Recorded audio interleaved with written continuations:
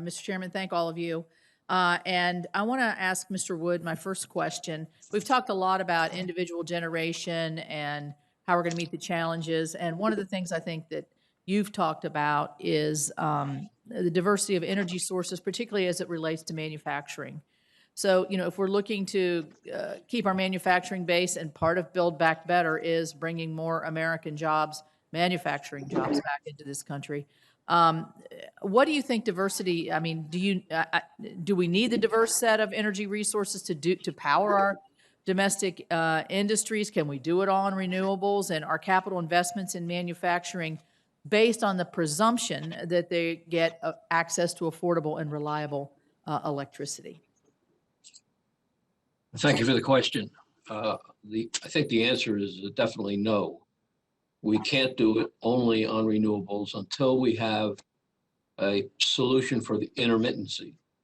I can imagine what Elon Musk was thinking after he decided to move to Texas, and lo and behold, he lost electricity for a long period of time, and now he's going to build a 100-megawatt storage facility outside of Houston.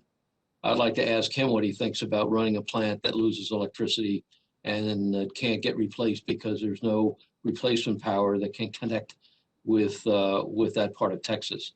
So I don't think so. I think what I said before, which is a planning first process, ought to take place where we understand where the large sources of renewables are, what kind of renewables they are, how far we want to transmit them, and where we have sources of non-renewable electricity that we can use, including, of course, gas, to replace that. Gas is, and I understand the gas and nuclear, but gas is a little bit better for this renewable intermittency because gas units can change load fairly quickly.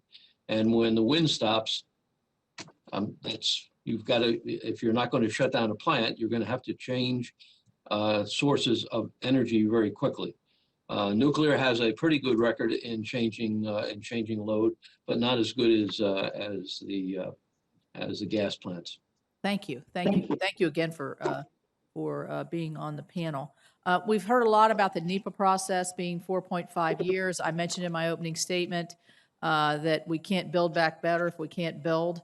Senator Whitehouse just talked about transmission and the loss, the sparsity or scarcity of transmission in certain areas that could be helpful. So the timelines that we're looking at for full renewable and net zero emissions, 2035, can this, this is a question for everybody. I know we've talked a lot about this, but unless we can get these things permitted in a much shorter time frame in terms of transmission and pipelines and other things, I don't know how we can get to this aspirational goal of zero emissions in the power sector by 2035. So I'm interested to see, we'll just start with our guest here, Mr. Roscoe, if you have any comments on that from your report. Well, from previous work, we know that the concerns about permitting are real. You have to deal with multiple agencies. It really helps if you have a lead agency that coordinates. It also helps if you have a pre-application period where everyone can be brought together, all the stakeholders. Those are the things that work. Some of the things that are sort of out of the federal realm are when you get in a lawsuit, that sort of stops everything. And I don't know what the federal government can do about that part. Thank you. I'm going to go to Mayor Garcetti on this one because you mentioned it at the end of your remarks. It's interesting, we've heard from the industry, we've heard from others, but you're a quite large municipality. I don't know how many times my state you are, but a lot. And so from your perspective, the permitting issue, since you mentioned it, how does that impact you in your very large city?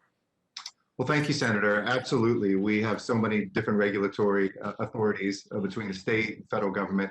Streamlining that would be important since we really do have an infrastructure that's through multiple states. And weatherizing critical systems, for instance, at strategic locations, both locally and regionally, should be a part of Build Back Better.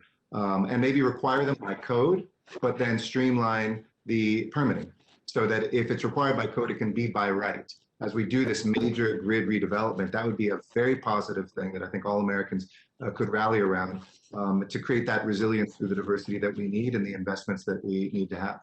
Thank you.